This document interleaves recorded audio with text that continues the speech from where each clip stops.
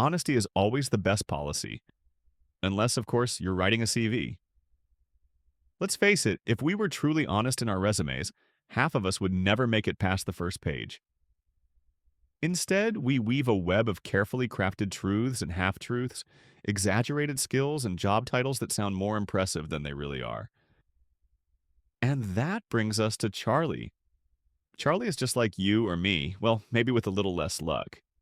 He's been unemployed for a while, scrolling through endless job posts that demand 5+ years of experience for entry-level positions. The audacity. He's sent out over 50 job applications, but the only response he's gotten so far is the automated "thank you for applying" message that makes him feel like a reject before he even begins. He's ready to throw in the towel, but something inside him keeps him going. He knows he has the skills. He just needs to make sure his CV reflects that. If only the truth didn't have to get in the way. But today is different. Today, Charlie isn't just staring at job listings with a sinking feeling in his stomach. He's about to take matters into his own hands. If companies want the perfect candidate, then fine. He'll be the perfect candidate, or at least he'll make his CV say so. After all, isn't that what everyone else is doing? And so, with a deep breath and a slightly mischievous glint in his eye, Charlie opens his laptop. The screen lights up, the cursor blinking impatiently, almost as if it's judging him. But crafting the right CV? That's an art, and Charlie is about to become an artist.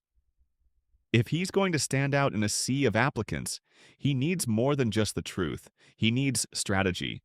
Every word, every bullet point, every carefully placed skill has to work in his favor. So, how does he do it? Let's break it down step by step. Step 1. The skills section. Charlie cracks his knuckles. Time to give these recruiters exactly what they're looking for. Skills, he mutters to himself, reading the header. He's never been good at self-promotion. What skills do I even have?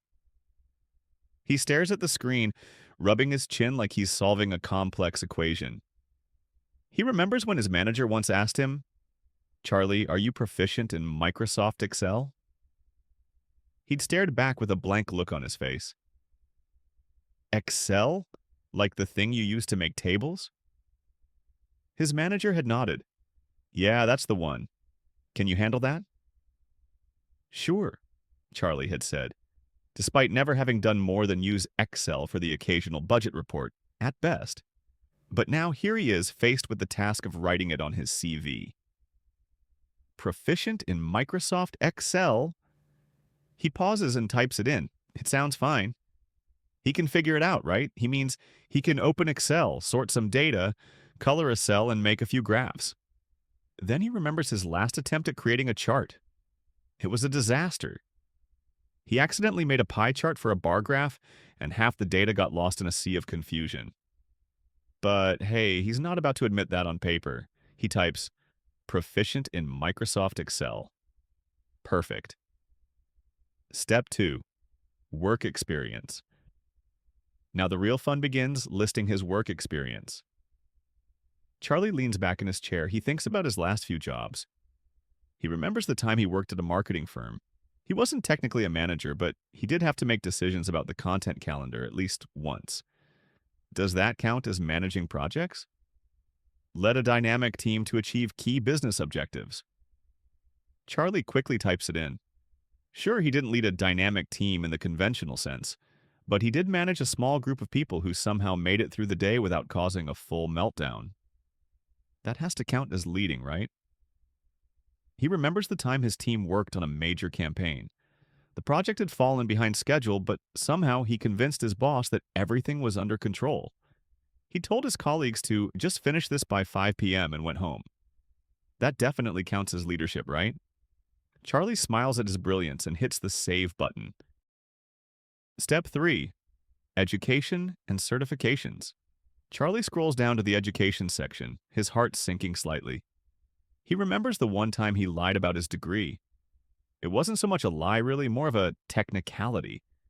He had enrolled in a degree program but dropped out halfway through. It wasn't his fault, though. He had tried to finish, but life got in the way. He had too many side projects, too many distractions. But this time, he wasn't going to make that mistake. He'd add the one semester he completed. It's better than nothing, right? He types bachelor's degree in business administration, completed 1 semester. Well, it's honest, isn't it? Now, what about certifications? Charlie doesn't have any official certifications, but he did take an online course on Coursera about digital marketing once. He didn't finish it, but he did watch 2 hours of videos before moving on to something else. Does that count as a certification? He Googles it quickly and discovers it's not recognized, so instead he decides to leave that part blank and just add a few random keywords. Step 4. Personal strengths. The most dreaded section. This is where you're supposed to shine. Strong communicator, problem solver, self-motivated. Charlie rubs his temples. He remembers his previous job interview when the recruiter asked him, "What's your greatest strength?" Charlie had frozen. The first thing that popped into his head was, "I'm really good at making people think I'm working when I'm not." But that's probably not a good answer. So instead he said, "I'm a team player." Classic. Now, as he writes his CV, he wonders, is team player even true? Charlie remembers the countless times he avoided work emails, sidestepped meetings, and just let the team handle it.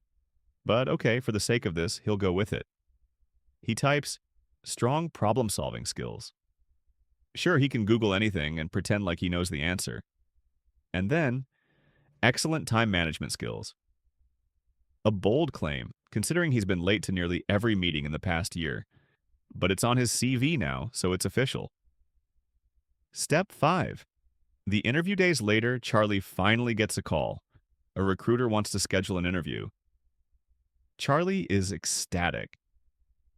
They must have seen something in my CV, he tells himself.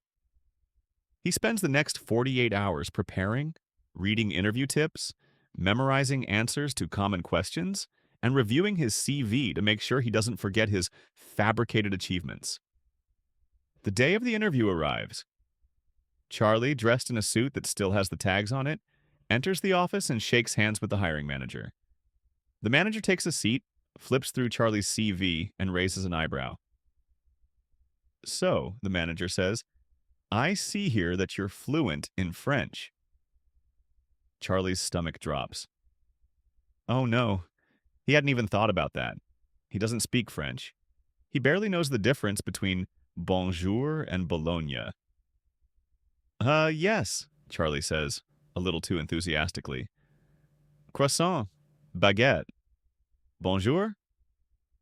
The hiring manager doesn't seem convinced. Charlie can see the skepticism in their eyes, but luckily they don't press further. As the interview continues, Charlie sweats through each question, knowing deep down that his CV is nothing but a carefully constructed piece of fiction. But somehow, by the end, the manager is nodding and says, "You seem like a great fit. We'll be in touch." Reality check.